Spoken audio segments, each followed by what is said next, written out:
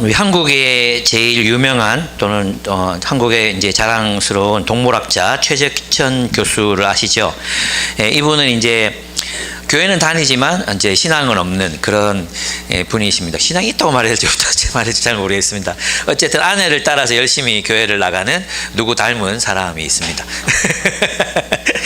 네, 이분에게 이제 어떤 인터뷰에서 누군가가 이렇게 질문했습니다. 교수님은 삶의 의미를 찾으셨습니까? 이렇게 질문했는데 찾지 못했습니다라고 얘기했어요. 찾지 못했습니다.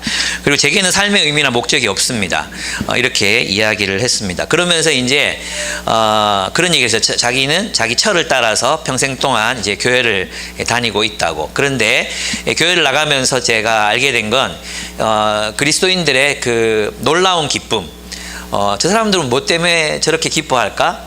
어떨 때는 환희에 가득 찬 모습으로 집에 들어오고, 어떨 때는 저렇게 웃을 수 없는 상황인데 그런 고난 속에서 아주 힘들고 어려운 그런 상황 속에서도 잘 견뎌내고, 이런 것들을 보면서 이분이 중요한 얘기를 하셨는데, 과학으로 설명할 수 없는 그분들의 어떤 열심, 여기에는 뭔가 있지 않을까요? 라고 이제 얘기를 하는 장면이었습니다. 정확한 워딩은 아니에요. 그런데 이제 저는 이제 그렇게 들으면서 그렇다, 정말 겸손하고 정말 학자 같은 분이다라는 생각이 들었어요. 왜냐하면 과학을 따르면 과학은 사실을 발견하게 해주죠. 근데 과학에서는 삶의 의미나 목적을 말해주지 않습니다. 그래서 과학주의적 세계관을 가지면 삶의 의미란 없다고 말하는 것이 맞습니다. 그래서 한 분은 또 이런 얘기를 하는 것도 들었습니다. 이분도 자기는 무신론자라고 이제 이야기하면서 이런 얘기를 했어요. 그런데 사람이 동물과 다르려면 종교가 필요한 것 같다고. 사실 종교를 떠나서는 인간과 동물이 다른 점이 없다고. 우리가 잡아먹는 돼지나 뭐가 다르냐고. 그래서 종교는 필요한 것 같다고, 이런 얘기를 했습니다. 그것도 마찬가지로 인생의 의미가 무엇인가에 대한 어떤 질문에 대한 이야기라고 저는 생각합니다. 그렇습니다. 과학은 있는 사실을 설명해 낼 수 있습니다. 어떻게 작동하는지, 무엇이 존재하는지, 어떻게 있게 됐는지, 이런 것들은 설명해 줄 수 있지만 과학의 세계에서 삶의 의미라든지 목적이라든지 이런 것들을 발견할 수는 없습니다. 그러니까 하나님을 떠나서 인간의 인생의 의미를 찾으려면 결국은 자기가 인생의 의미를 발명해내는 수밖에 없는 거죠. 그렇죠. 이 자본주의 세계에서 삶의 의미란 돈을 많이 버는 것입니다. 근데 그것이 과연 우리의 인생의 의미를 확보해 줄 수 있는가 하면 그렇지 않습니다. 그리스도인에게는 삶의 의미가 있습니다. 우리에게는 살아갈 이유가 있다는 거죠. 그래서 우리는 이 헛된 삶에 주저앉지도 않고 목적 없이 방황하지도 않습니다. 정처 없이 흘러가지도 않습니다. 우리는 하나님의 목적, 하나님이 우리를 창조하신 그 목적에 따라서 이 세상을 살아가는 사람들입니다. 하나님은 하나님의 일을 위하여 우리를 부르셨습니다. 에덴 동산에서 아담과 하와를 창조하실 때부터 하나님은 그들을 목적을 가지고 창조하셨습니다. 그것은 하나님의 창조를 계속 이어가라는 뜻이었습니다. 하나님은 우리를 교회로 부르셔서 교회와 함께 이 땅에 하나님의 일을 이루어 가십니다. 그래서 우리 각자에게 은사, 즉 은혜의 선물들을 베푸십니다. 그리고 그 일을 감당할 수 있게 능력을 부여하신다는 거죠. 이것이 모세에게 주어졌던 지팡이 같은 것입니다. 그 지팡이는 기적을 일으켰고, 그 지팡이는 애굽에서 이스라엘 백성들, 히브리인들을 탈출시키는 그런 하나님의 도구가 됩니다. 우리 각자에게는 눈에 보이지 않지만 하나님께서 우리 손에 쥐어주신 지팡이들이 있습니다. 우리는 신약적인 용어로 은사, 은혜의 선물이라고 말합니다. 하나님께서는 하나님의 나라를 섬길 수 있도록, 하나님의 나라를 이루어갈 수 있도록, 하나님의 목적을 이루어갈 수 있도록 우리 모두에게 그런 은사를 베푸셨습니다. 우리는 그것을 발견하고 그 지팡이를 통해서 하나님의 일을 이루어가야 합니다. 하나님의 일이 무엇입니까? 하나님의 일은 전도하는 것입니까? 하나님의 일은 헌금하는 것입니까? 하나님의 일이 무엇입니까? 하나님의 일은 온 세상에 하나님의 창조가 계속해서 일어나게 하는 것입니다. 하나님의 뜻대로 이 세계에 하나님의 뜻이 실현되게 하는 것입니다. 이 일을 위해서 어떤 이들은 교회 공동체의 리더로 부르십니다. 또 어떤 이들은 일터에서 세상 사람들을 돌보며 섬기게 하십니다. 또 어떤 이들은 문화와 예술을 통해 예술의 창조를 통해서 하나님께 영광을 돌리게 하십니다. 어떤 이들은 이 세상에 하나님의 정의와 공의를 실현하도록 부르시고 어떤 이들은 이 세상에 소외되고 약한 자들을 섬기라고 하나님께서 우리를 부르십니다. 또 어떤 이들은 비즈니스 세계 속에서 하나님의 샬롬을 구하고 세상의 축복이 되도록 부르십니다. 그렇습니다. 무슨 말이냐 하면 그것은 로잔 언약에 따르면 하나님은 모든 교회를 모든 곳으로 온전한 복음을 들고 나아가게 하신다는 겁니다. 온 세상의 회복, 온 세상에 하나님의 새 창조가 이루어지도록 하나님은 우리를 부르십니다. 근데 이 부르심이 때로는 우리들에게 너무 버겁게 느껴집니다. 내가 속한 그 지역 공동체에서 혹은 내가 속한 직장에서 하나님의 정의를 따르고 또 그곳에 있는 사람들을 돌보며 사는 것은 나한테 너무나도 버겁게 느껴집니다. 어떨 때는 어떤 불의한 일들이 발견될 때 내가 그것을 과연 고쳐낼 수 있을까? 때로는 수정할 수 있을까라는 우리 자신의 연약함에 우리가 또 주저앉게 되기도 합니다. 그래서 그냥 흘러가는 대로 살아가겠노라고 우리는 결정했는지도 모릅니다.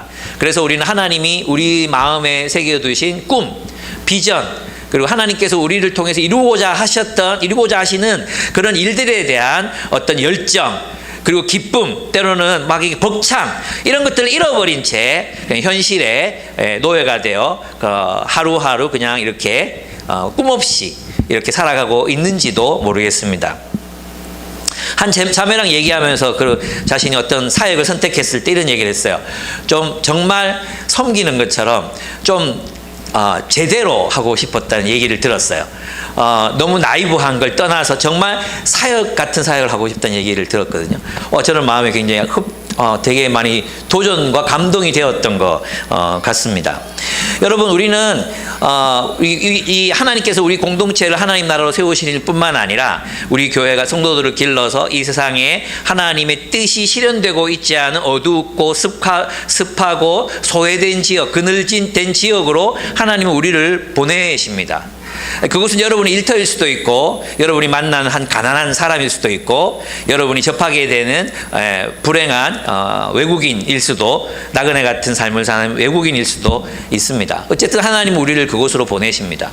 근데 우리는 바쁘다는 핑계로 또 우리 자신의 삶이 여유가 없고 또 우리가 너무 고달프다는 인생을 산다는 이유로 우리는 어쩌면 하나님의 부르심에 대해서 눈을 감고 귀를 닫고 있는지도 몰라요. 아니면 모른 채 하거나 아니면 너무 힘들어서 잠시 보류하고 있는지도 모르겠습니다. 그렇습니다. 그래서 이 부르심에 응답하는 데는 용기가 필요합니다. 그죠? 용기가 필요합니다.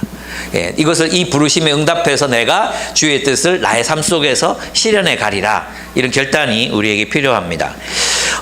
그래서 이 출애굽기 3장과 4장을 보면 하나님께서 어떻게 모세를 팔로우 하시는가, 하나님께서 어떻게 모세를 하나님의 부르심에 응답하게 하시는가 하는 모습을 볼 수 있습니다. 이 모습을 통해서 우리도 어떤 삶을 살아가야 될 것인가에 대한 힌트를 얻을 수 있을 것 같아요. 첫째로, 하나님은 그를 어디에서 부르십니까? 여러분 BSM 다 하셨죠? 하나님은 그를 어디에서 부르십니까? 일터에서 부르십니다. 놀랍게도 하나님은 모세를 부르신 장소가 기도원이나 산당이나 어떤 수양관이나 그죠, 수도원이나 이런 곳이 아니었습니다. 놀랍게도 양떼를 따르다가 그 산에 계시는 떨기나무에 임하신 하나님을 발견하게 되죠. 그 놀랍게도 이제 아모스도 보면 하나님의 부르심을 받을 때 언제 부르심 받았다 그랬어요? 내가 양떼를 따를 때 하나님의 말씀이 내게 임하셨다고 했잖아요. 양떼를 따를 때. 오늘 본문에서도 모세는 지금 하나님을 만나려는 어떤 생각을 가지고 산에 간 게 아니라 양떼를 따르다가 하나님이 임재하시는 떨기나무, 불붙은 떨기나무를 발견하게 됩니다. 불이 붙었으나 타지 않는 떨기나무를 발견하게 되죠. 그렇습니다. 하나님은 일하고 있는 모세에게 나타나셨습니다. 하나님은 일하고 있는 모세. 여러분 생각해 보십시오. 여러분이 직장에 하나님이 나타나실 수 있습니다. 여러분이 설거지를 하고 있을 때 하나님이 나타나셔서 말씀하실 수 있습니다. 여러분이 일하고 있을 때 하나님이 나타나셔서 말씀하실 수 있습니다. 여러분이 교탁에서 학생들을 가르치고 있을 때 그때 하나님이 나타나셔서 말씀하실 수 있습니다. 그때 깨닫게 하시는 것, 그때 나에게 살게 하시려는 것, 그때 하나님이 나에게 도전해 주시는 것, 이런 것들이 하나님의 부르심일 수 있다는 것입니다. 그렇습니다. 하나님은 일하고 있는 모세에게 나타나세요. 그러니까 하나님은 성실하게 자신의 일상을 살아가고 있는 사람들에게 자신의 뜻을 보여주십니다. 막 1년씩 놀면서 하나님의 뜻을 찾겠다 이런 사람들에게도 물론 하나님이 보여주시지만 꼭 그런 것만은 아닙니다. 우리가 성실하게 일상을 살아갈 때 그 일상 속에서 하나님은 말씀하십니다. 그러니까 뭘 가져야 되느냐? 이 모세의 호기심을 가져야 되는 거죠. 모세의 호기심. 우리가 일상을 살지만 그냥 저기 떨기나무에 불이 붙었네. 그리고 그냥 가면 못 보는 거잖아요. 근데 모세에게는 왕성한 호기심이 있었습니다. 저게 뭐지? 불이 붙었다. 저게 뭐지? 타지 않네? 그리고 가까이 가서 그것을 확인하려는 마음이 있었잖아요. 그 호기심이 하나님의 뜻을 발견하게 합니다. 또 한 가지는 뭐냐 하면 하나님은 이 물질 세계, 바로 하나님은 자신을 피조물들 가운데 나타나시는 분이 바로 하나님이시라는 거예요.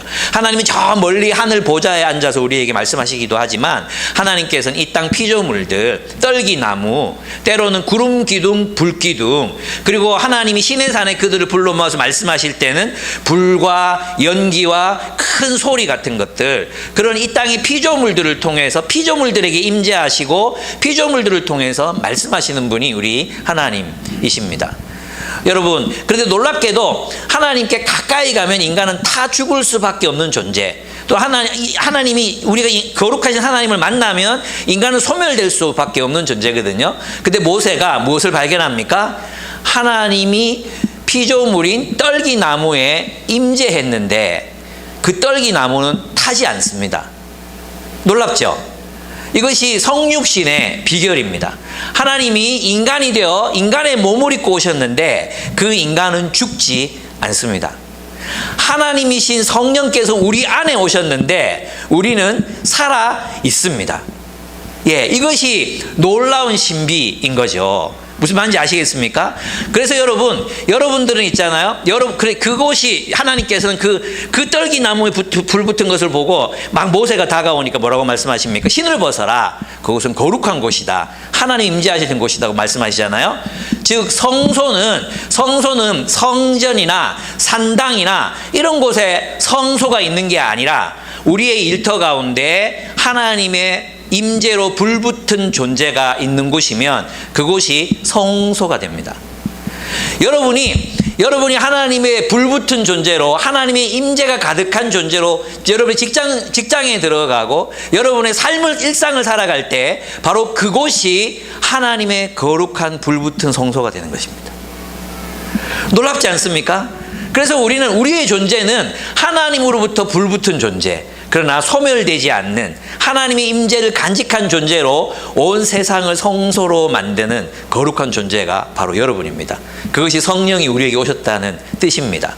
그래서 여러분, 우리는 어디로 곳으로 파송받습니까? 우리의 삶의 일터를 향해서 파송을 받습니다. 그곳에서 하나님의 임재, 하나님의 불붙은 임재로 살아가라는, 그것을 성소로 만들라는 그런 부르심에 우리는 응답해서 하루하루를 열심히 사는 것입니다.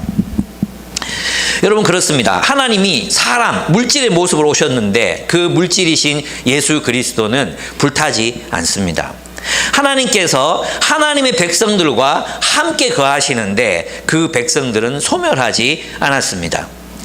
예, 하나님은 거룩한 분이셔서 다가가면 죽을 수 있지만 동시에 하나님은 누구의 하나님이십니까? 아브라함의 하나님, 이삭의 하나님, 야곱의 하나님으로 그들과 함께 계셨습니다. 400년 동안 그들이 이집트에서 노예살이를 했습니다. 400년 동안 이집트에서 노예로 살고 있었는데 그러나 불타는 하나님의 임재가 그들과 함께 했기 때문에 그들은 소멸하지 않았습니다. 즉 그들이 이 떨기나무가 불타지 않았다는 것은 바로 하나님의 백성들이 400년 이집트 생활에 노예가 되어 있었지만 하나님이 그들을 보호하시고 지켜주셨다는 뜻입니다. 하나님의 불이 우리와 함께하면 우리는 그 어떤 고난 속에서도 그 어떤 역경 속에서도 보호받은 채로 하나님의 나라를 살아갈 수 있습니다. 왜냐하면 하나님은 하나님 나라의 역사를 위해 우리를 부르시고 계시기 때문입니다. 우리는 그 부르심에 응답해서 하나님의 백성이 되었습니다. 여러분 놀랍지 않습니까? 나는 진짜 400년 동안 이집트에서 이집트인으로 살았으면 그들의 정체성은 끝난 거라고 생각하거든요. 근데 그들은 그 고난 속에서도 살아남았어요. 소멸하지 않았습니다. 바로 임재하시는 불꽃인 하나님이 그들과 함께 계셨기 때문입니다. 여러분, 여러분들의 삶 속에 지금 어떤 고난이 있습니까? 어려움이 있습니까? 힘든 일들이 계속 연거푸 닥쳐옵니까? 정말 견디기 어려운 환난이 여러분 가운데 다가오고 있습니까? 정말 더 이상 버티기 힘들다고 느껴지는 그런 일들을 여러분 경험하고 계십니까? 여러분, 그 고난이 여러분을 결코 소멸시키지 못합니다. 왜냐하면 여러분은 하나님의 임재의 불꽃 가운데 놓여 있기 때문입니다. 여러분의 존재는 하나님의 불타는 그 임재의 불꽃 가운데 있기 때문에 거룩한 존재요, 결코 불탈 수 없는 존재. 세상 사람들이 보면 저 새끼 저거 죽어야 되는데 왜 안 뒤지지? 저 정도면 저거 낙심해야 되는데 왜 살아있지? 하나님의 목적이 있기 때문이고 하나님의 불꽃이 우리를 감싸고 있기 때문이고 그 불꽃은 우리를 소멸하지 않는, 우리를 살게 만드는, 우리를 살아있게 하는 그런 불꽃이기 때문입니다. 어떤 고난, 어떤 어려움, 어떤 힘든 일들이 여러분에게 닥치더라도 그 고난은 결코 여러분을 집어 삼킬 수 없음을, 여러분을 불태워서 소멸시킬 수 없음을, 우리는 결코 죄가 될 수 없음을 여러분이 기억하시면 좋겠습니다. 하나님 백성들, 하나님은 너 가까이 오지 마라, 너 죽는다. 그러나 나는 너희와 함께하며 너희를 지키고 너희를 보호하고 너희를 다스릴 것이다. 너희는 내 안에 있다. 그러므로 어떤 고난 속에서도 안전하다. 그렇습니다. 예. 그래서 하나님은 우리 일터에서 우리를 부르십니다. 두 번째, 하나님은 당신의 목적을 이루기 위해서 우리를 세우십니다. 7절에서 8절을 한번 제가 읽어 보도록 하겠습니다. 7절과 8절입니다. 주님께서 다시 말씀하셨다. 나는 이집트에 있는 나의 백성이 고통받는 것을 똑똑히 보았고 또 가까운 데서 괴로워서 부르짖는 소리를 들었다. 그러므로 나는 그들의 고난을 분명히 안다. 이제 내가 내려가서 이집트 사람의 소나기에서 그들을 구하여 이 땅으로부터 저 아름답고 넓은 땅, 젖과 꿀이 흐르는 땅, 곧 가나안 사람과 헷 사람과 아모리 사람, 브리스 사람, 히위 사람, 여부수 사람이 사는 곳으로 데려가려고 한다고 말씀하십니다. 결론적으로 말하면 결국 이제 가나안 땅에 하나님이 통치하시는 하나님 나라를 세우겠다. 내가 너희를 이집트에서 탈출시켜서 가나안 땅으로 데리고 가서 하나님 나라의 공동체를 그곳에 세우겠다. 그것이 목적이죠. 그러니까 하나님의 목적은 하나님의 나라를 세우는 것입니다. 하나님 나라의 공동체를 그곳에 건설하는 것, 이 땅에 건설하는 것, 그것이 하나님의 뜻이라고 할 수 있습니다. 이 일은 이제 두 가지가 동시에 일어나야 되는 일이에요. 하나는 뭐냐 하면 이집트의 악행을 처벌하는 일이에요. 하나님이 이집트를 떠나라고 하는, 이제 그들의 고초를 보시고 내가 떠날 때가 되었구나. 그리고 이집트의 악행을 심판하고 이들을 이제 하나님의 뜻으로 불러내어 세상으로, 광야로 불러내어 하나님 나라로 세우고 가나안 땅을 향해 나아가게 하십니다. 동시에 그것은 이집트에 대한 처벌이었을 뿐만 아니라 가나안 땅에서는 혁명을 의미했습니다. 이제 더 이상 나빠질 수 없는 상태에 도달한 그 문명을 그들 스스로 변혁하거나 개혁할 수 없었기 때문에 그 상태에 도달한 가나안 문명을 하나님께서 하나님의 백성들을 통해서 심판하시고 그 땅을 하나님의 통치를 따라 살아가는 백성들의 땅으로 그들에게 물려주기로 하십니다. 바로 이 목적, 그곳에 하나님이 통치하시는 하나님의 나라를 세우는 것이 하나님의 목적이었습니다. 이 목적을 위해 모세를 사용하시고자 하십니다. 그래서 우리의 이제 1차적인 소명도 바로 그런 것이라고 할 수 있습니다. 교회 됨을 이루는 것이라고 할 수 있습니다. 하나님 우리를 왜 불렀냐? 이 세상 속에 이 자본이 지배하고 탐욕과 폭력이 지배하는 세상 속에 예수 그리스도께서 통치하시는 하나님 나라를 세우라는 것입니다. 우리는 그 하나님 나라가 되기 위해서 서로 연결을 하고 서로 사랑하고 서로 용서하고 서로 용납하고 서로 세우면서 하나님 나라를 세워갑니다. 세 번째, 하나님 우리와 함께 하심으로 그 목적을 이루신다고 말씀하십니다. 9절에서 15절입니다. 모세는 자신이 알고 있습니다. 10절을 보시면 이제 나는 너를 바로에게 보내어 나의 백성 이스라엘 자손을 이집트에서 끌어내게 하겠다 이렇게 말했습니다. 그래서 모세는 이제는 자기 주제를 알죠. 그전에는 내가 이 히브리인들을 내가 해방하리라 이런 어떤 야심이 있었다면 그 자신이 할 수 있다고 믿었다면 이제는 이제 쪼그라들었습니다. 40대까지만 해도 야망이 많았는데 이제 80이잖아요. 나이 80. 나이 80에는 이렇게 하는 게 당연하죠. 그죠? 어떻게 말합니까? 모세가 하나님께 아뢰었다. 제가 무엇이라고 감히 바로에게 가서 이스라엘 자손을 이집트에서 이끌어 내겠습니까? 내가 감히 어떻게 그런 일을 할 수 있겠습니까? 모세에게는 자격도 능력도 없습니다. 그런데 놀라운 것은 뭐냐 하면 하나님이 그와 함께 하시겠다고 약속하십니다. 12절, 하나님이 대답하셨다. 내가 너와 함께 있겠다. 떨기나무에 불이 붙었지만 소멸하지 않는 그 떨기나무처럼 내가 너와 함께 하겠다. 내가 너와 함께 하겠다. 그 함께함의 증거가 뭐냐 하면 결국 넌 이렇게 될 거라는 거죠.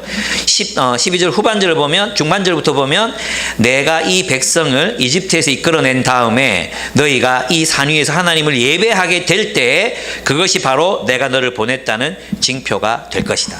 어떤 뜻이냐면요. 하나님이 너와 함께 해서 결국은 이스라엘 백성들을 히브리인들을 해방시키고 이 산에서 예배할 때까지 내가 너와 함께 있겠다. 그것이 징표다. 그 일은 반드시 이루어질 것이다. 이루어지고 나면 내가 너와 함께 했다는 것을 하나님이 내가 너를 보냈다는 것을 너는 알게 될 것이다 라는 뜻입니다. 그래서 미래형으로 보였지만 이 이야기는 뭐냐 하면 너는 반드시 이 일을 이룰 수 있다 이 말입니다. 너는 반드시 이 일을 이룬다. 왜? 내가 너와 함께 하기 때문이다. 내가 너와 함께 하기 때문에 너는 반드시 이 산으로 돌아와서 네가 이집트에서 이스라엘 백성들을 구원했다는 것을 알게 될 것이다. 반드시 그날이 온다. 이런 뜻이에요. 그러니까 이제 모세가 그러면 가기는 가는데 이스라엘 백성들이 당신 이름이 뭐냐고 물으면 내가 뭐라고 대답해야 됩니까? 그죠? 당신은 누구십니까? 할 때 이제 진짜 성경 중에 가장 유명한 구절 중에 한 구절이 나와요. 그죠? 그 이름이 뭐라고 하십니까? 나는 나다. 그죠? 나는 나다. 이게 이제 이 새 번역이 히브리어를 번역해서 취한 번역이 나는 나다예요. 근데 개역 개정은 나는 스스로 있는 자다. 이렇게 돼 있어요. 그럼 뭐가 맞을까요? 하나는 존재론적으로 나는 나다라고 얘기했거든요. 그러니까 하나님은 그 누구에게 규정받는 존재가 아니라 스스로 존재하는 자다. 이런 뜻이죠. 근데 잘 생각해 보면 지금 모세가 이스라엘 백성들 구출하러 가야 되는데 이제 철학적으로 나는 나다. 나는 절대 타자다. 나는 스스로 있는 자다. 이렇게 얘기하면 모세가 어떤 반응을 일으켰을까요? 우와 이런 반응이었을까요? 아니면 이게 무슨 소리지? 이렇게 생각했을까요? 그래서 우리는 헬라 철학을 좀 걷어내고 히브리인들에게 이 말이 어떤 의미였을까를 생각해야 돼요. 있잖아. 이 말의 뜻은 이거 I'm that I am. 이 뜻은 뭐냐 하면 나는 과거에도 있었고 지금도 있고 미래에도 있을 존재다. 이런 뜻이에요. 그러면서 그 다음 구절이 뭐냐 하면 있잖아요. 이렇게 말해요. 이제 15절이죠. 14절에서 나는 나다. 너는 이스라엘 자손이 이르기를 나라고 하는 분이 너를 그들에게 보냈다고 하여라. 이렇게 말했잖아요. 그 15절에 가서 뭐라고 얘기하느냐 하면 하나님이 다시 모세에게 말씀하셨다. 너는 이스라엘 자손에게 이르기를 여호와 너희 조상의 하나님 곧 아브라함의 하나님 이삭의 하나님 야곱의 하나님이 나를 너희에게 보내셨다 하여라. 이렇게 말해요. 무슨 말이에요? 연결되죠. 나는 스스로 있는 자니라. 이 말을 좀 더 히브리적으로 번역하면 나는 과거에도 있었고 지금도 있고 앞으로도 영원히 있을 존재다. 누구와 함께? 아브라함과 함께 하셨던 하나님, 이삭과 함께 하셨던 하나님, 야곱과 함께 하셨던 하나님이 지금 너와도 함께 할 것이고, 너는 반드시 그 목적을 이룰 것이고, 그 산에서도 나는 너와 함께 영원히 있을 것이고, 너희들과 함께 나는 영원히 살 것이다. 나는 너희를 위해 있는 존재다. 이게 I am that I am의 본래적인 의미예요. 무슨 말인지 아시겠습니까? 나는 아브라함에게도 하나님이었고, 나는 이삭에게도 하나님이었고, 야곱에게도 하나님이었고, 하나님의 나라를 약속했고, 이제 너를 부르는데 나는 너에게도 너와 함께 영원히 있을 존재야. 그러니까 너는 두려워하지 말고 나아가라. 나는 있다. 나는 너와 함께 있다. 나는 너와 함께 하나님의 나라를 이룬다. 나는 너와 함께 일한다. 나는 너와 함께 일할 것이다. 나는 너와 함께 영원토록 하나님의 나라를 살 것이다. 이게 I am that I am의 원래 뜻이에요. 예. 여러분 있잖아요. 그래서 우리가 이것을 너무 철학적으로 있잖아요. 명제적으로 이해하려고 갑자기 뜬금없이 있죠. 아브라함의 하나님, 이삭의 하나님, 야곱의 하나님 얘기하다가 갑자기 막 이렇게 나누는 것 같잖아요. 그런 의미가 아닙니다. 나는 너희 조상의 하나님이다. 나는 너희와 함께 영원히 있겠다. 그러니까 하나님의 계획, 하나님의 목적은 결코 시들지 않는다. 그리고 내가 있다가 없어지지도 않는다. 내가 존재하다가 사라지지도 않는다. 여러분 어느 순간 하나님이 없어졌다고 생각해 봐요. 우리가 이렇게 열심히 사랑하고 열심히 섬겼던 하나님이 사라졌다고 생각해 봐요. 하나님이 우리 포기하고 어디 가버렸다고 생각해 봐요. 너희끼리 잘 먹고 잘 살아라 하고 딴 데 가버렸다고 생각해 봐요. 얼마나 낙심할 수밖에 없잖아요. 근데 하나님은 있다. 하나님은 계속 존재한다. 하나님은 너희와 함께 있을 것이다. 여러분 이 믿음이 여러분에게 있습니까? 예, 여러분이 타락했어도, 여러분이 죄를 지었어도, 여러분이 실패했어도, 여러분이 낭망했어도, 여러분이 주저앉았어도, 여러분이 잘 살고 있을 때도 못 살고 있을 때도 하나님은 여러분 곁에 있습니다. 여러분 오죽하면 하나님이 멋진 하나님, 파라오의 하나님, 시저의 하나님, 이성계의 하나님, 예? 그런 하나님이 얼마나 멋있겠습니까? 파라오의 하나님, 투투모세의 하나님, 아멘호텝의 하나님, 가이사의 하나님, 그죠? 얼마나 멋있습니까? 징기스칸의 하나님. 근데 우리 하나님은 그딴 종류의 하나님이 아니라 아브라함의 하나님, 이삭의 하나님, 야곱의 하나님, 한결같이 약하고 한결같이 위대하고 한결같이 실패했고 한결같이 주님을 따랐던 그들. 우리는 이집트 왕의 이름을 모릅니다. 우리는 몽고의 징기스칸 외에는 그 다른 사람들의 이름 두세 사람밖에 모릅니다. 우리는 로마의 황제 이름을 다 모릅니다. 그죠? 근데 우리는 아브라함을 알고 이삭을 알고 야곱을 압니다. 전 세계 3분의 2나 되는 인구가 그분의 영적 후손이라고 주장합니다. 놀랍지 않습니까?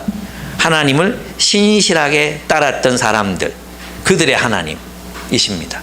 하나님은 그들과 영원히 함께 있겠다고 말씀하고 계십니다. 그것이 하나님의 이름이에요. 하나님의 이름은 임마누엘입니다. 하나님의 이름은 자기 백성들과 함께 영원히 함께 계시는 이이십니다.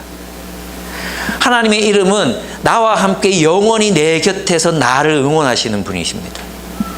하나님의 이름은 나를 도와 내가 하나님의 뜻을 이루도록, 하나님의 꿈을 실현하도록 내 곁에서 응원하시고 나와 함께 있으시고 나를 이끌어 하나님 당신의 꿈을 이루게 하시는, 온 세상에 하나님의 나라를 이루셔서 하나님의 정의와 공의와 사랑과 평화가 넘실거리는 세계를 오게 하시는 영원히 있으실 하나님, 영원히 존재하시는 하나님, 그 하나님이 우리와 함께 하십니다.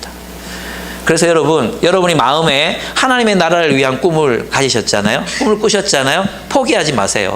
내가 무슨 리더를 해, 내가 무슨 세상의 약자들을 도와, 내가 무슨 우리 직장에 돌본 직장 사람들을 돌봐, 내가 무슨 교육에 하나님의 뜻을 이루어가. 예, 그게 모세의 고백이었다면 이제 하나님께서 여러분들에게 내가 너와 함께 있다. 하나님께서 여러분 마음속에 새기신 꿈, 비전, 소망, 하나님의 나라를 위해서 이루고 싶었던 일들, 그런 일들에 도전하시기 바랍니다. 하나님이 이루게 하십니다. 하나님이 우리와 함께 한다니까. 하나님이 우리와 함께 한다니까요. 그리고 하나님께서 그를 이끌어 어떤 동산, 어떤 호렙산으로 이끌어가서 봐라, 햇째, 내가 한 거야. 너 나 따라오면 돼. 앞으로도 나랑 같이 가는 거야. 말씀하십니다. 저는 교회를 처음 개척할 때 1년에 한 명씩 전도하면 50년 전도하면 50명 믿는다는 이야기를 듣고 교회를 개척했습니다. 그러면 되겠다.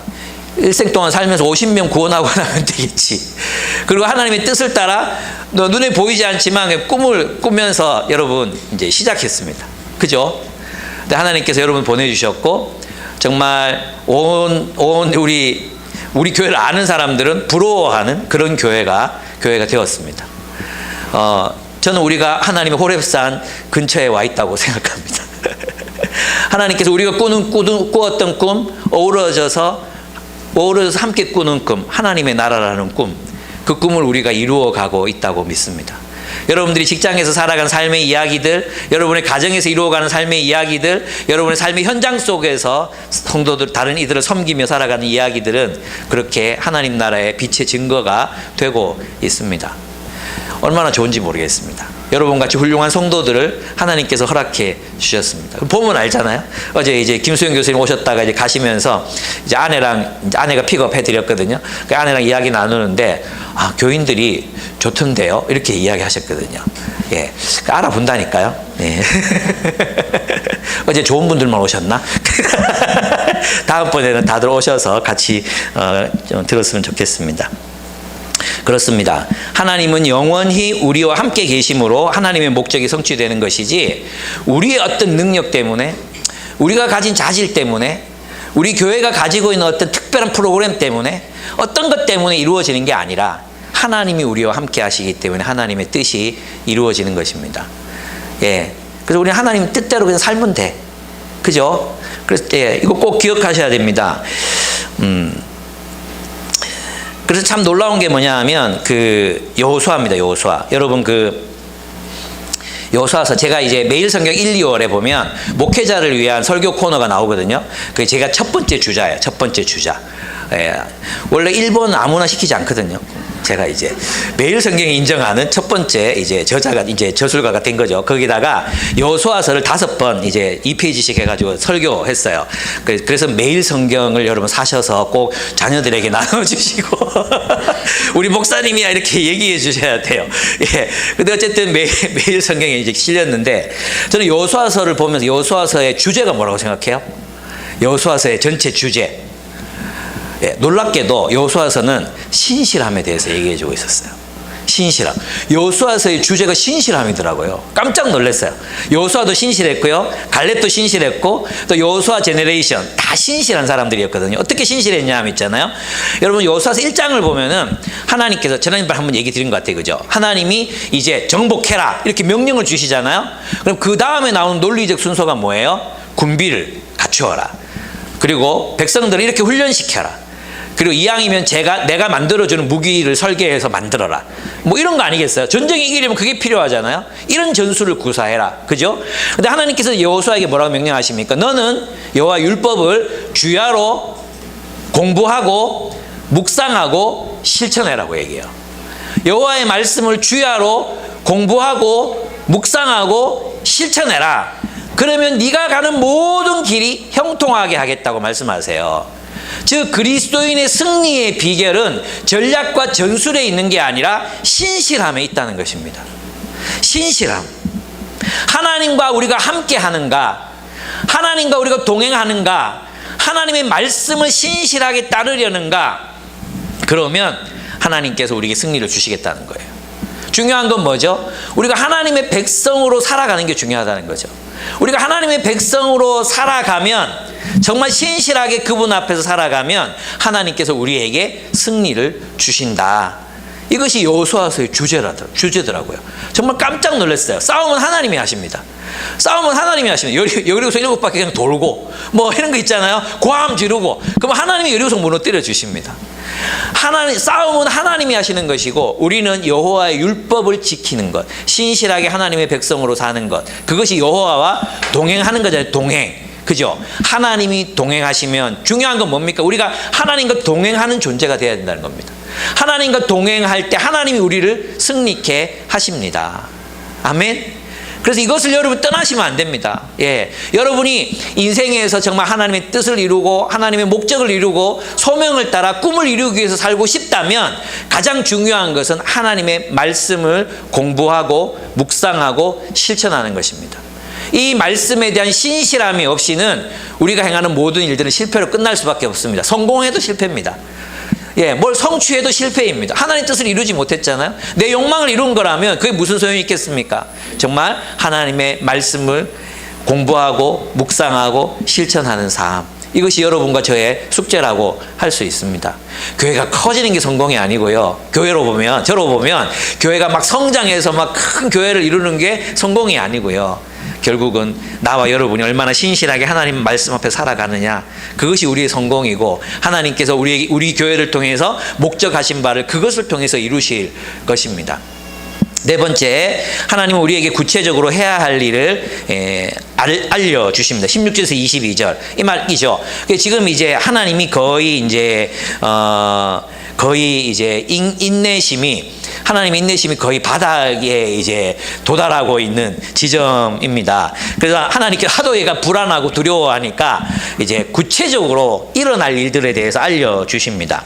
이스라엘 장로들에게 어떤 말을 해야 되는지, 어떤 일을 해야 되는지, 또 이스라엘 장로들과 함께 바로에게 가서 해야 될 일이 뭔지, 이집트에서 학대받으며 노동한 대가를 또 요구하라고 이렇게 구체적으로 지시해 주세요. 여기 보면 이집트인들의 것을 빼앗아 가지고 가라 이렇게 얘기하잖아요. 근데 그러니까 무슨 강도도 아니고 하나님이 왜 남의 사유재산을 탈취하느냐 이렇게 보이지만 실제로 이건 어떤 뜻이냐 하면 너희가 그동안 노동한 정당한 대가를 그들에게 요구하라 이런 뜻이에요. 그래서 다 착취당했잖아요. 요즘 젊은이들도 보면, 그래서 이제 하나님은 있잖아요. 최초의 노동조합장이라고 할 수 있어요. 노동조합장. 너희가 그동안 많이 뺏겼다. 그러니까 이제는 너희가 그걸 받아가야 된다. 이렇게 말씀하시는 거거든요. 그러니까 하나님의 정의는 이렇게 구체적으로 실현되는 거잖아요. 그리고 요즘 젊은이들 일하는 거 보면은 이건 노동이 아니라 학대라는 생각이 들 때가 많아요. 와, 무슨 일을 그렇게 사람을 안 뽑고, 인건비 나 사람을 안 뽑고 무슨 일들을 그렇게 많이 맡기는지 도무지 하루에 8시간 안에 끝낼 수 없는 분량을 주고는 야근하지 말라 그래. 무슨 뜻이에요? 집에 가서 일하라는 거예요. 법을 어기게 되니까 그런 식으로 일을 시키는 세상에서 정말 이 청년들 여러분들 보면 와, 정말 미안하다 싶을 정도로 그렇게 여러분 살고 계시잖아요. 하나님께 기도해야 됩니다. 하나님, 내게 보상을 주옵소서. 하나님께서 나를 보상하셔야 됩니다. 우리 기도해야 됩니다. 그리고 어쩌면 우리 교회도 그렇지만 어떤 이 젊은이들이 정당한 노동의 대가를 받을 수 있도록 어떤 조직을 하거나 또 모임을 만들거나 어떤 운동을 하거나 이런 걸 지원할 필요가 있다는 생각이 저도 들었어요. 왜냐하면 하나님은 모든 피조물들의 하나님이시잖아요. 특별히 하나님은 노동의 현실, 그 노동의 현실이 타락한 것에 대해서 하나님 마음 아파하시고, 오늘 본문도 그렇지만 지난주 본문도 뭐였어요? 하나님 어떤 분이십니까? 그들의 가혹한 노동 현실에서 해방하시는 분이시거든요. 단순히 이집트에서만 아니라 이집트의 체제 자체가 이스라엘 백성들을 가혹하게 노예로 부릴 수밖에 없는 시스템이었잖아요. 그 시스템으로부터 그들을 해방하시는 분이셨잖아요. 그래서 우리는 그런 면에 있어서도 우리의 해방이라는 것을 영적으로만 해석할 것이 아니라 그런 가혹한 노동 현실에 있었던 사람들을 위해서 분연히 일어났던 전태일 이런 형제를 우리 형제로 받고 그의 정신을 기릴 필요가 있다는 것입니다. 그래서 이번 로잔 끝나고 나서도 뜻깊은 목사님들이 모여서 저 로잔의 복음주의 운동을 이제 서사를 이야기할 때 거기 문익환 목사나 전태일 씨 같은 분들이 들어있었어야 됐다. 복음주의 4인방만 딱 들어있었거든요. 근데 그분들은 사실 한국교회를 성장시키기도 했지만 한국교회를 사회와 분리시키는 역할을 하신 분들이기도 했어요. 근데 전태일이나 그 이전에 있었던 지금 우리 바퍼 목사님 이런 분들은 이런 어떤 이런 분들이 그 흐름에서 이제 빠져 있었거든요. 사실 우리 복음의 역사 속에서 나타난 분들이잖아요. 그러니까 이제 우리 생각 속에도 하나님의 창조 세계 전체를 아우르는 세계관이 우리에게 필요해요. 그래서 구원론, 이신칭의로 좁아질 것이 아니라 오히려 구원론을 통해서 하나님이 원래 창조하신 창조가 어떻게 완성되어 가야 하는가가 우리의 삶의 좌표가 돼야 된다는 거죠. 그렇게 보면 우리 삶이 넓어질 수밖에 없어요. 그래서 로잔 복음주의 선언의 가장 중요한 특징, 모든 교회가 온전한 복음을 들고 모든 세상으로 나아가는, 모든 교회가 모든 세상을 향해 나아가는 그런 삶이 여러분에게 주어졌으면 좋겠다, 그런 생각을 하게 됩니다. 아멘. 이제 방금 이거 아멘. 좋아요.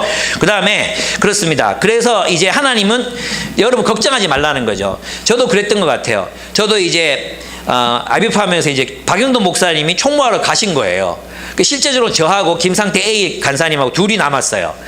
근데 이제 이 둘이 정말 철부지가 남아가지고, 그때 제 나이가 24살이에요. 23살. 23살짜리가 이제 이 복음주의 학생운동을 이끌어가야 되는 위치가 된 거예요. 막막했어요. 정말 아무것도 생각이 안 났어요. 이러다 망하는 거 아닌가 하는 생각이 들었어요. 근데 하나님께 지혜를 구했어요. 그리고 우리 선배님 어떻게 하셨는지 따라하고 모방하고 그렇게 한 걸음 한 걸음 나가는데 하나님이 해야 될 일들을 보여주시더라고요. 뭘 해야 되는지 구체적으로 알려주시더라고요. 만약에 그게 없었으면 저는 못했을 것 같아요. 교회를 개척할 때도 마찬가지였어요. 교회를 개척할 때도 제가 이제 교회 개척한다, 할 거다, 그리고 다음 세대를 위한 교회를 세울 거다, 선교단체와 협력할 수 있는 교회를 세울 거다, 이렇게 했는데 대학생들이 모였어요. 예, 학생들이 여러분들이 모였어요. 10몇 명이 모였어요. 그래서 저는 그것이 저에게는 표적이었어요. 아, 하나님이 하라고 하시는구나. 그런데 그들하고 같이 교회를 세워가는데 1년도 안 돼서 60명, 80명이 모였어요. 그때니까 가능했던 일인 것 같아요. 그런 어떤 구체적인 사인이 없었으면 저는 어쩌면 계속해서 할 수 없었을지도 모르겠어요. 하나님이 그때 할 일을 알려주셨어요. 그래서 여러분 있잖아요. 내가 감히 그 일을요? 내가 하나님을 위해서 웹툰을 그리고 하나님을 위해서 소설을 쓴다고요? 하나님을 위해서 약자를 위한 정치를 한다고요? 하나님을 위해서 제가 누군가를 돕는다고요? 우리 직장이 이런 불이한 문제를 하나님을 위해서 리더십을 발휘해서 어떻게든 한번 해결해 본다고요? 저는 못합니다. 우리 그럴 수 있잖아요. 근데 하나님께서 그렇게 마음을 먹고 꿈을 꾸고 어떤 일들을 하려고 하면 보이는 게 있어요. 그 하나하나를 하게 하시는 분이 우리 하나님이십니다. 보입니다. 근데 있잖아요. 꿈을 꾸지 않고 시도하지 않고 계획을 짜지 않으면 아무것도 보이지 않습니다. 근데 놀랍게도 이 일을 해야겠다고 마음 먹으면, 하나님이 주신 이 일을 해야겠다고 마음을 먹으면 놀랍게도 계획이 생기기 시작해요. 꿈이 꿔지기 시작해요. 그래서 있잖아요. 어떤 꿈을 완전히 만들어 놓고 시작하는 게 아니라 하나님이 행하시고자 하시는 일을 앞에 보이는 한 발자국을 가면 그 다음 발자국이 보이고 그 다음 길이 열리고 그 다음 길이 또 연결되는 일들이 여러분 앞에 나타나게 됩니다. 그래서 여러분, 하나님을 위해서 여러분 마음속에 계획하시고 꿈꾸시는 일들이 있다면 시작해 보세요. 한 걸음 내디뎌 보세요. 그럼 다음 길이 또 나타납니다. 옛날에 어떤 영화가 있었는데 공중에 돌다리가 이렇게 막 있는 거예요. 근데 안 보여. 근데 돌다리 하나를 탁 뛰어들면 그러면 그 다음 돌이 보이고, 또 거기로 탁 뛰어들면 그 다음 돌이 보이고. 이게 뭐였죠? 이런 영화가 하여튼 있습니다. 해리슨 포드 나왔던 영화 중에 그런 게 있었던 것 같아요.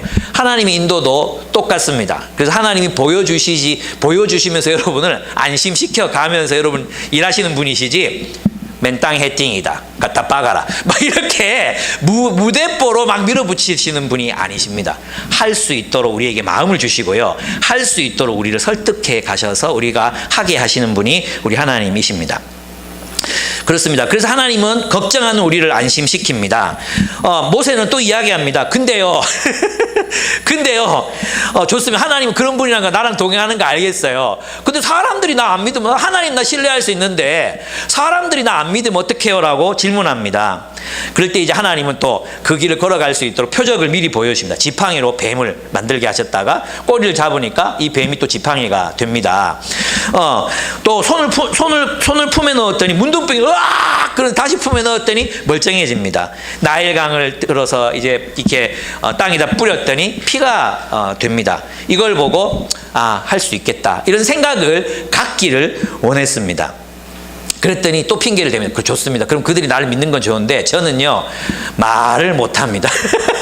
말을 못합니다. 이렇게 얘기했어요. 여기서 하나님이, 죄송합니다, 하나님이 빡치셨습니다. 그래서 여기서 진노하십니다. 아주 화를 내십니다. 그러니까 이제는 하나님이 말을 거의 더듬기 직전이에요. 이제 내가 말을 네가 할 말을 아론에게 줘. 아론이 말하면 되잖아. 그러니까 너는 그냥 내가 시키는 거 말해. 이렇게 이제 하나님이 말씀하세요. 그래서 이 뒷부분을 보면 앞부분에 있는 내용을 반복해서 하시는 말씀인데 하나님이 되게 당황하셨다는 느낌이 여기서 막 듭니다. 예. 아론과 함께 동역해라. 그러니까 이제 진짜로 있잖아요. 이제 진짜 하고 싶었던 말을 하는 거예요. 지금 죄송하지만 내가 못하겠습니다. 우리 누군가를 리더로 세울 때 이런 일들이 자주 일어나잖아요. 그죠? 못하겠습니다. 이제 진짜 마음은 못하겠습니다. 이 말을 하려고 그랬던 건데, 그죠? 이렇게 되니까 하나님이 이제 다시 아론에게 할 말을 일러주고 그가 말을 하게 할 거고 하나님이 너와 함께 할 거다. 반드시 그 일이 이루어질 거다. 그리고 지팡이, 내가 준 지팡이 들고 가라. 이렇게 이제 하나님이 명령하시죠. 그래서 이 지팡이를 들고 가게 됩니다. 그래서 모세가 큰일 나겠다 싶잖아요. 그래서 집에 가서 마누라 보고 짐 싸라. 우리 간다. 이렇게 하고 가요. 가는데 하나님이 이제 어쨌든 하나님이 이제 가라고 해서 가잖아요. 근데 갑자기 어떤 장면이 나오냐 하면 하나님이 모세를 죽이려고 해요. 모세를 거의 죽이려고 막 달려드신 거예요. 이거 어떻게 봐야 돼요? 하나님이 가라 그래서 이제 간다고 마음을 먹었는데 하나님 막 죽이시려고 하세요. 근데 이제 아내였던 십보라가 하나님의 의도를 깨달아요. 그래서 자식의 포피를 잘라가지고 모세의 발에 댔다 그래요. 그 발은 성기의 완곡한 표현이에요. 그래서 그 포피를 자른 걸 뭐라 그래요? 할례라고 하죠. 할례를 행하는 거예요. 할례를. 그리고 나서 남편에게 뭐라고 말해요? 피남편이라고 얘기하죠. 피남편. 당신은 나와 함께 언약의 피로 맺어진 부부입니다 라는 선언을 해요. 그게 무슨 말이냐 하면 하나님이 지금 모세가 하나님의 백성의 정체성을 가지고 이집트에 하나님의 일을 하러 가야 되잖아요. 근데 아직 뭐 안 했어? 할례를 안 한 거야. 할례를. 모세는 레위 자손이니까 할례를 했을 것 같아요. 했을 것 같거든요. 그런데 할례 안 했을 수도 있어요. 이게 포피를 어릴 때 자르면 또 소리를 많이 지르게 되나? 뭐 잘 모르겠어요. 감각이 없나? 잘 모르겠어요. 어쨌든 이 아이는 할례를 행한 것 같아. 모세는. 근데 모세가 못했던 게 있었어요. 뭐냐 하면 이드로의 집에 있었잖아요. 모세는 하나님 나라의 백성의 정체성, 하나님 나라 백성의 정체성을 잊어버렸어요. 지금 그냥 이드로 집안에 그냥 양치기로 살고 있는 거예요. 그러다 보니까 거기서 낳은 아들 게르솜, 그 아들들에게 할례를 행하지 못했어요. 왜냐? 할례를 행하는 거는 있잖아요. 아브라함에게 주신 언약이었어요. 내가 너희와 영영히 지켜 행할 것은 이거다. 그러면서 할례를 행하라. 그럼 그 할례를 통해서 내가 너희를 내 백성인 줄 알겠다. 하나님 백성된 표식이 할례였거든요. 그죠? 그런데 모세가 자기 자녀들에게 할례를 행하지 않아. 그럼 무슨 뜻이에요? 모세는 하나님의 백성의 정체성을 가지고 살아갈 마음을 잃어버렸어요. 포기했어요. 포기. 그죠? 근데 그 포기의 가장 결정적인 이유가 뭐겠어요? 십보라. 아내죠. 아내. 모세가 할례를 행하게 하고 싶어도 지금 당시 이집트 사람도 아니고 히브리 사람도 아니야. 여기서 그냥 우리랑 같이 살자. 우리 아버지 직업 이어받고 같이 살자. 이랬을 거 아니에요. 근데 하나님이 모세를 막 죽이시려고 신용하는 거예요. 신용. 모세를 죽이시려고 하니까 모세가 막 꺽꺽거리면서 막 넘어갔겠죠. 막 이렇게 넘어가니까 하나님이 하시는구나 깨달았어요. 그리고 게르솜의 포피를 잘라가지고 모세에게 하는 거죠. 그게 무슨 뜻이겠어요? 그게 우리는 당신은 나의 피남편이다. 이제 나와 당신은 언약의 피로 맺어진 언약의 부부이고 우리 가정은 하나님의 언약의 백성이다. 이 고백을 하는 거예요. 그래서 하나님이 우리의 어떤 일들을 시키실 때는요, 여러분들이 세상에 나가잖아요. 직장에서 일을 하잖아요. 가정에서 어떻게 하잖아요. 거기서는 확고한 하나님의 백성으로서의 정체성을 가지고 그 일을 해야 된다는 거죠. 내가 창업을 해도, 내가 직장 생활을 해도, 내가 어떤 강단에서 누구를 가르치고 어떤 일들을 하든 간에 그 일들을 나는 무엇으로 한다? 세상에서 성공하기 위해서 하는 게 아니라 밥 벌어 먹기 위해서 생존하기 위해서 하는 게 아니라 하나님의 뜻을 이루는 하나님의 임재를 담은 불길 같은 삶을 산다. 나는 하나님의 임재로 산다. 나는 하나님께서 나와 함께 하시는 삶으로 나는 살아갈, 하나님의 백성의 정체성을 가지고 살아간다는 결단이 있어야 돼요. 그러다가 이제 만약 이게 여러분이 그렇게 안 살다가 여러분의 남편이나 아내가 갑자기 막 넘어가면 잘라야 돼요. 자식의 것을 잘라서 진짜 그러면 안 되고 우리의 정체성을 돌아보라는 얘기예요. 내가 과연 누구인가? 내가 하는 일이 왜 실패할까? 내가 하는 일들이 왜 성취되지 못할까? 나는 지금 하나님의 꿈이 아니라 나의 꿈을 꾸고 있는 건 아닌가? 나는 지금 하나님 나라를 염려하고 걱정하는 게 아니라 나 자신을 염려하고 나 자신을 걱정하고 있는 건 아닌가? 하나님의 나라를 이루기 위해서 내가 하나님의 백성으로서의 정체성을 가지고 직장에서 살고 있는가? 이런 것들을 생각해야 된다는 거죠. 그리고 돌이켜야 돼. 여러분의 가정은, 여러분의 남편과 아내의 관계는 피로 맺어진 관계입니까? 여러분의 남편과 아내와의 관계는 세상 사람들처럼 지가 나를 사랑해야 나도 지를 사랑하지. 지가 나를 사랑해야 나도 순종하지. 지가 나한테 뭐 잘해주는 게 있어야 나도 복종하지. 이거 다 세상의 언어들이잖아요. 그러나 피로 맺은 남편과 아내의 관계는 달라요. 그죠? 하나님 백성이잖아요. 하나님의 백성. 하나님 백성의 정체성은 우리에게 무엇을 요구합니까? 내가 너희를 사랑한 것처럼 너희가 서로 사랑하라. 그죠? 우리는 피로 맺어진 언약 백성이다. 당신과 나와의 관계는 언약의 관계다. 우리와 이 자녀들의 관계는 하나님의 피로 맺어진 언약 백성. 우리는 하나님의 언약을 따라 살아가는 백성이다. 이 생각들이 여러분에게, 이 정체성 여러분에게 강하게, 여러분 우리 기쁨의 교훈이 다 있죠, 기본적으로. 근데 살다 보면 무의식적으로 잊어버리잖아요. 그죠? 그래서 다시 찾아야 됩니다. 그렇습니다. 그래서 우리는 하나님의 백성의 정체성을 분명하게 하고 나아가야 됩니다. 그렇습니다. 그리고 있잖아요, 우리는 마지막 7번째, 하나님은 우리에게 앞으로 일어날 일에 대해서 말씀해 주십니다. 아까는 하나님 백성이 할 일에 대해서 알려주셨다면 이제 일어날 일에 대해서 알려주시는 거예요. 그게 뭐예요? 고집 부릴 거다. 네가 말한다고 안 들어줄 거다. 반대할 거다. 그런데 결국 맏아들 죽이고 나면 보낼 거다. 이거 다 얘기해 주십니다. 반대를 예상하는 거죠.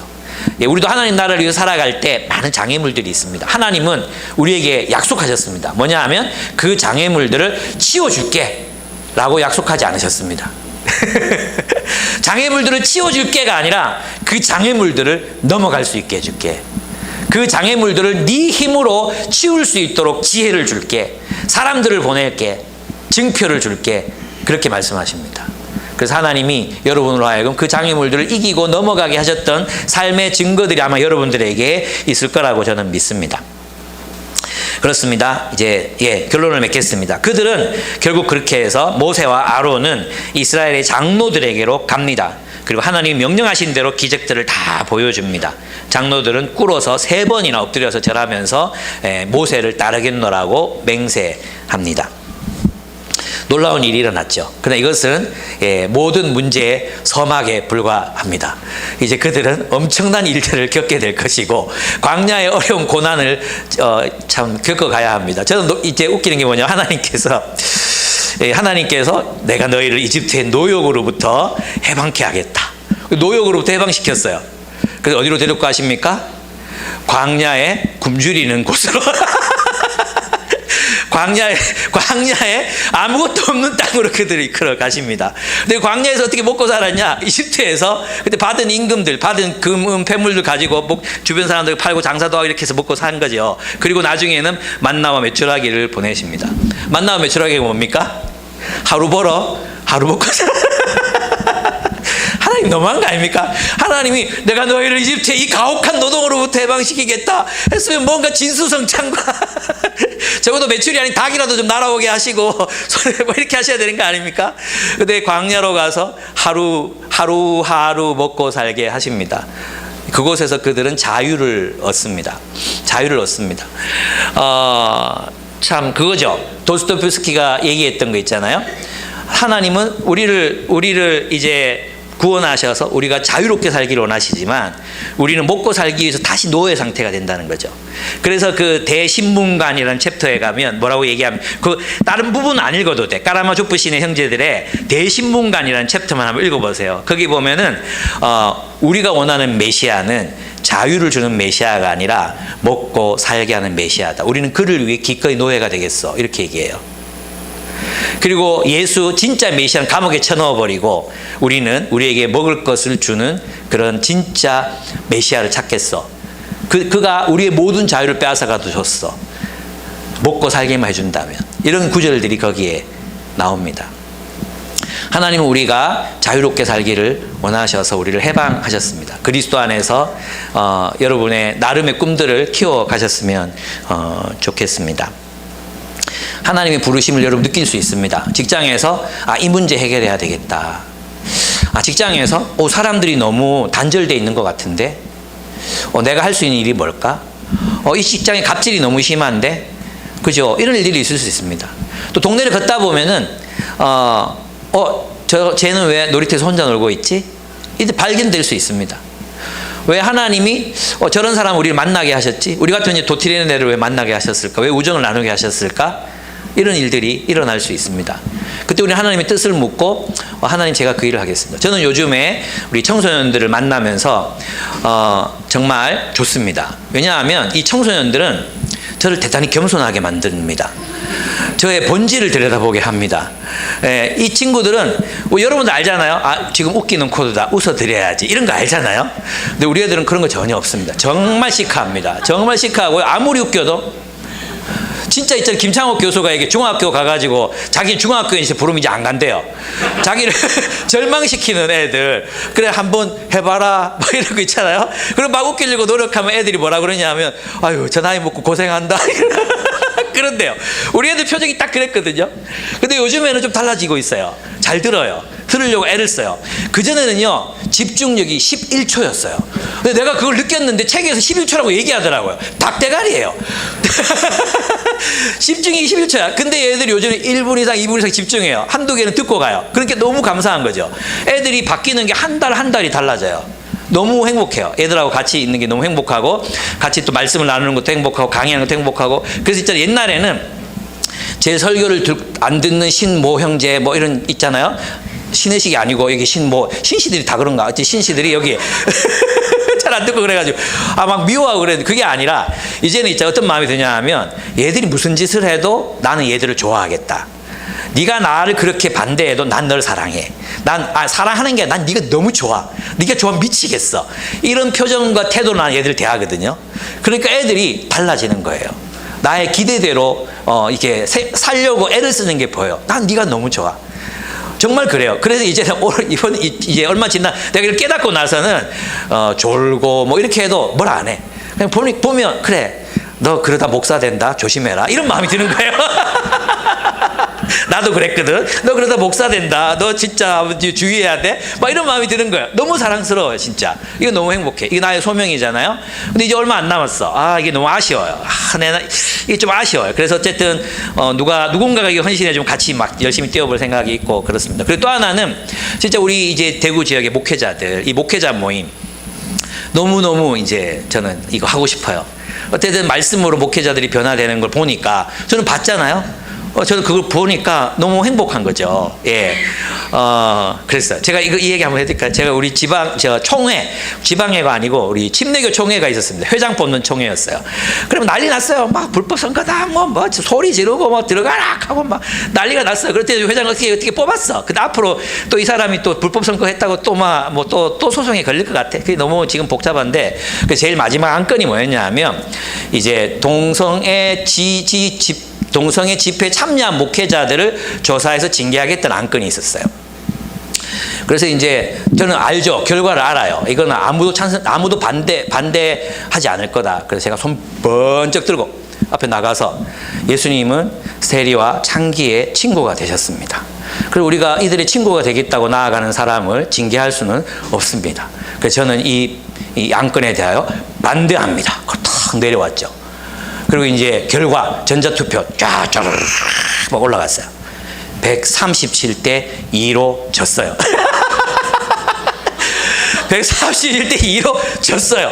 와, 이 나랑 같이 마음을 합했던 이 우리 지방의 목사님들 몇 명 많이 있거든요. 적어도 10표는 나와야 되는데 전부 저녁 맛있는 거 먹겠다고 다 1300 몇 명이 거기 있어야 되는데 137명을 남고 다 간 거예요.